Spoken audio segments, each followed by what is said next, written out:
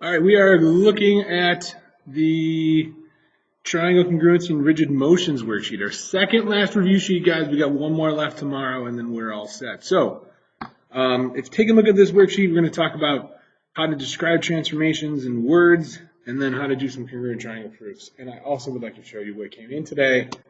New calculators, guys. Get excited. 2 days left, and we got new calculators. All right, so taking a look at today's worksheet. All right, you can describe, remember, if it talks about rigid motions in a question, what it's telling you is that the figures are congruent, okay, and that preserves the distance between the points, so the side lengths are equal, and the angle measures are the same. That includes rotations, reflections, and translations.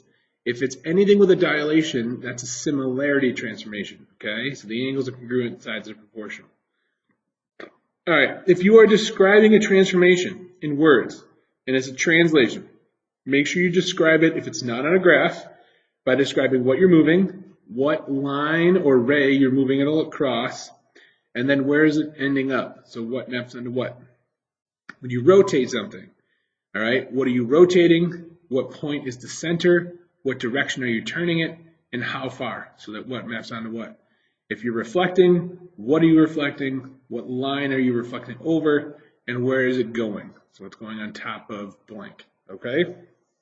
So the first one, we have point D is the image of point A after a reflection. Okay, CH is the perpendicular bisector of line BCE. Triangle ABC, and DEC are drawn, and we want to show that the triangles are congruent. There's a couple different ways to do this. Let's do this by writing it up. So we won't actually do a two-column proof here.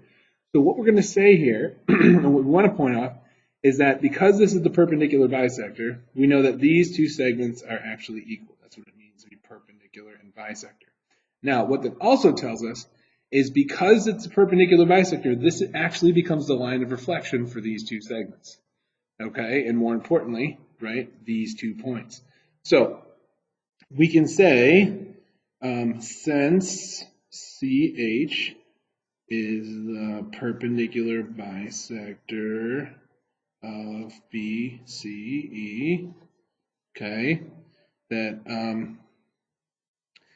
BC maps onto CE after a reflection in CH, okay?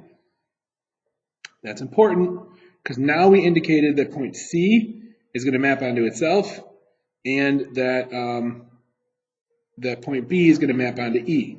So now we can just say, all right, since A maps onto D and reflections preserve distance and angle measure, then the triangles are congruent by side, side, side. Okay? And that's it. That's all I got to say. All right. This question, the next one actually was one that was tossed out of the Regents exam. So we're going to talk about it. Well, first of all, we're going to talk about why 1 and 2 aren't correct. Okay? So when you look at the first question, which statement is sufficient to show that triangles are congruent? Having 2 sides congruent is not enough. Okay? And then having the angles congruent, this is actually for similar, right? Not for congruent. So be careful. Now, we know that AB, right, maps onto DE because it's the same order of points, right? EF onto BC. So this would be correct because we're referring to AB and DE from the name, BC and EF. So this is correct because this gives us side, side, side. All right.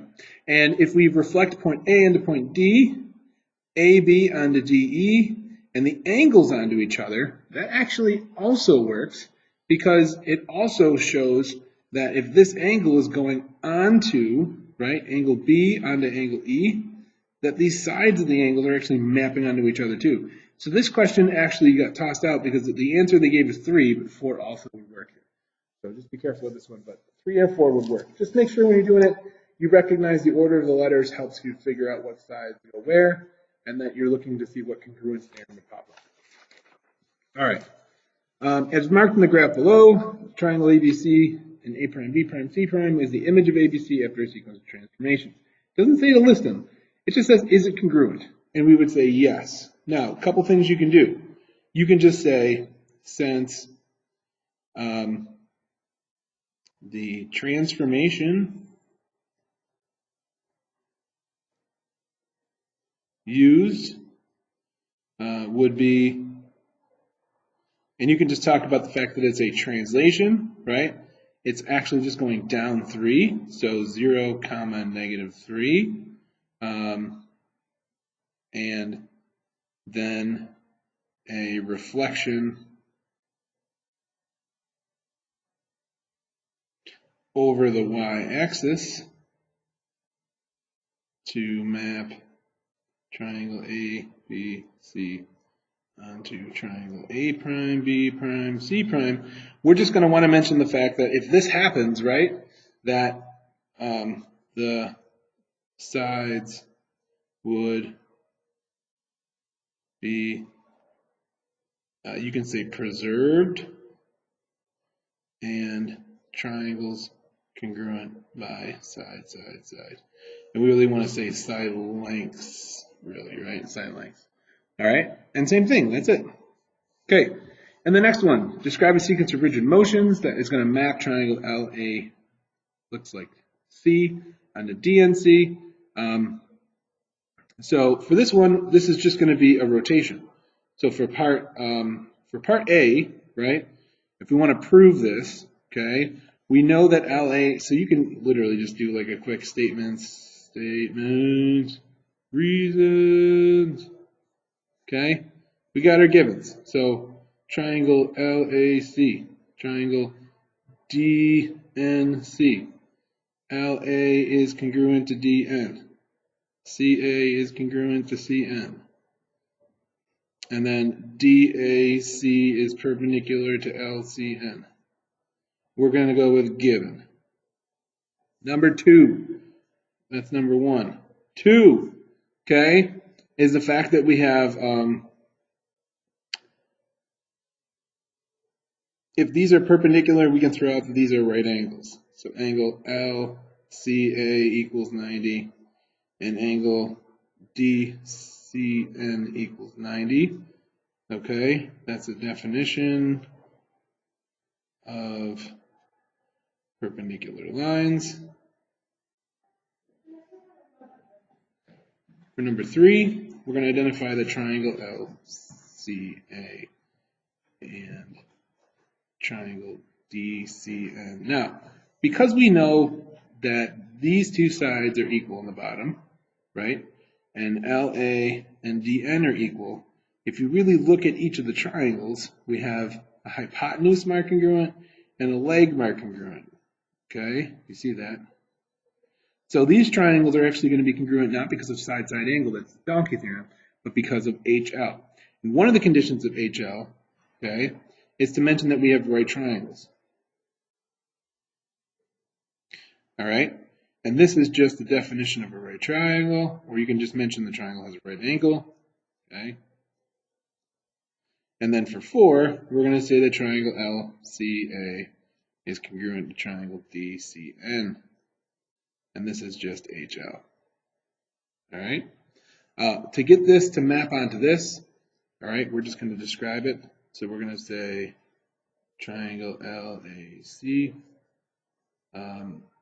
is rotated, okay, about what point?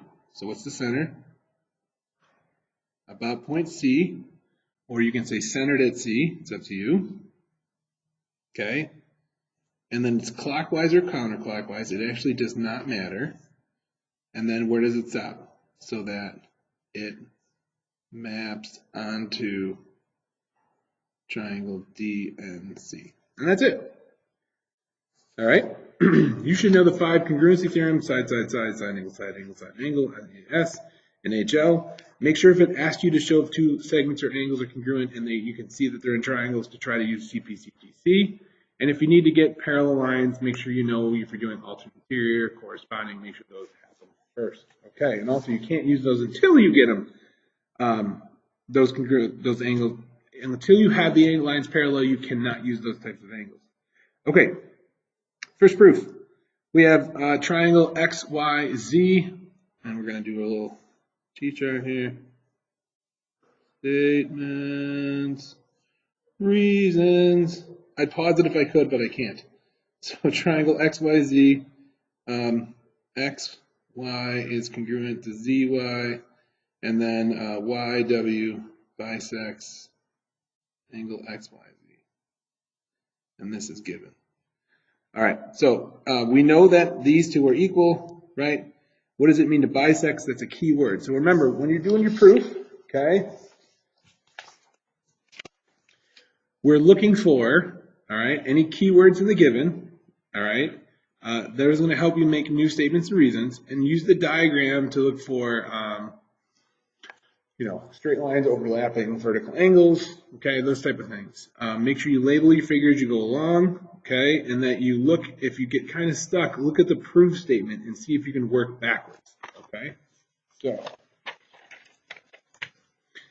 number one.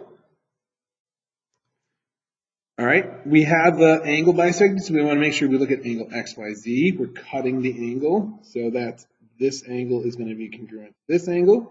So we're going to say the angle XYW is congruent to angle ZYW, and that's just a definition of an angle bisector. If you forget, just feel free to say that the bisector cuts the angle into two congruent angles. Number three, we have a right angle. YWZ, we want to prove it's a right angle. Okay, so we need to get these two triangles equal first. Then we can say that these two angles have to be equal because CPCTC, and if they add to 180, because it's a straight line, right, that's why this is there, then we can say it has to be 90 degrees from there. Now the other thing we need to do is the reflexive property, so YW is congruent to YW. And we have enough to say the triangles are congruent. So 4 is triangle XYW, ZYW, and that's going to be side angle side. Then number 5, we want to say that these two angles down here are going to be equal. So angle XWY is congruent to angle ZWY. And that's going to be CPCTC.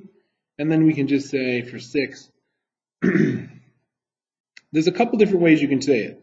You can say that XWY plus angle ZWY is equal to 180. And you can just say that's like a definition of a straight line or supplementary angles. That's up to you. Straight line adds you 180, angles on the line, whatever you want to say. And then you can just say that angle YWZ is equal to 90, right? And we can just say that the angles are congruent. So since angles are congruent, and add to 180. And then you can go ahead and do number 8, which is that angle YWZ is a right angle. And here we can just say definition of right angle, or right angle measures 90 degrees. Any one of those things will work. All right, some overlapping triangles. So when you have overlapping triangles, remember you're looking for sides or angles that are overlapping. They're going to be congruent with the reflexive property, and we're going to go from there. Okay, so we have the givens, triangle MAH. If you don't know what all the givens are, just put everything down, write the whole thing as a given, and you'll be fine, okay? This one has medians. Now that's kind of a new one. We have not really talked about, we've mentioned medians before.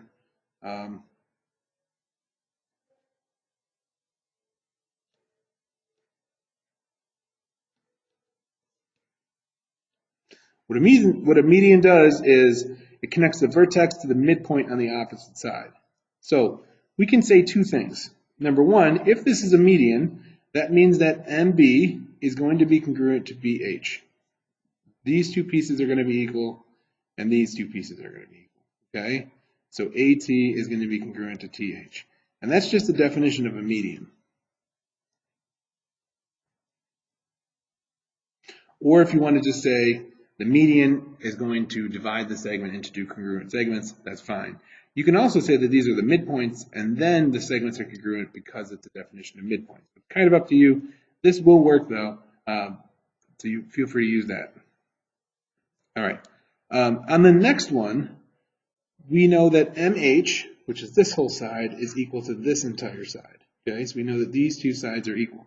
So that tells us that triangle, well, first of all, that all these segments have to be equal, right?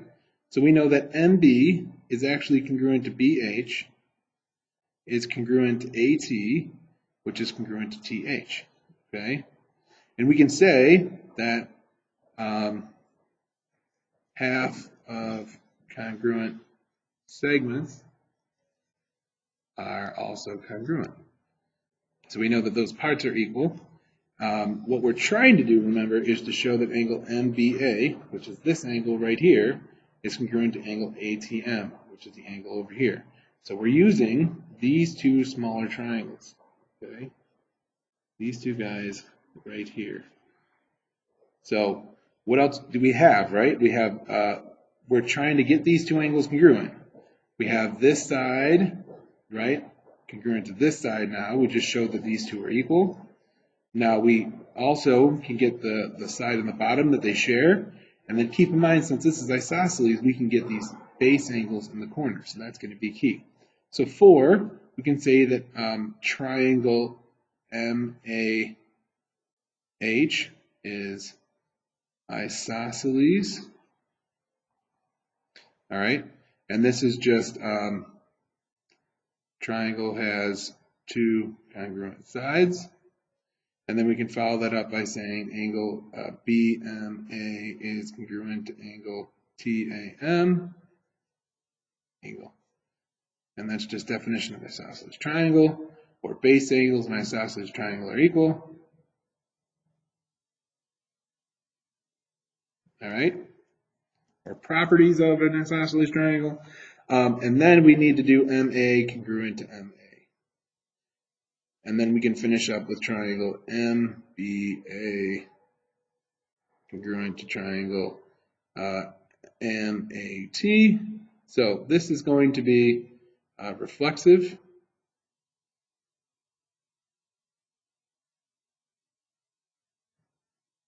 This is going to be side angle side. And then last but not least is angle MBA congruent to angle ATM. And that is CPCTC.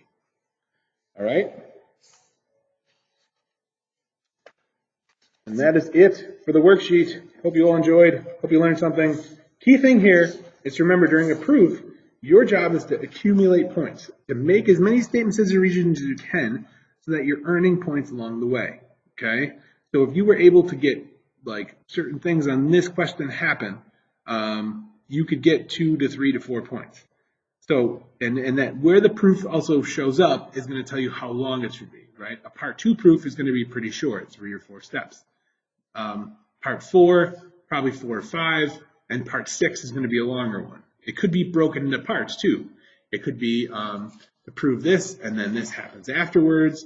So just keep in mind what the question is asking, and where it shows up is going to determine how long it's going to be. If you forget, if you know the statements, just put them down and then try to fill in the reasons based on your knowledge as best you can. If you screw up a reason, like we got one of these that's just off, you're going to lose a point. Okay? But if you just stop here and you say, well, I don't know the reasons, you're going to lose all the rest of the points. So just try to fill in as much as you can and put the reasons down for as much as possible. All right, guys. That's it. Have yourselves a great night, and we'll see you guys tomorrow.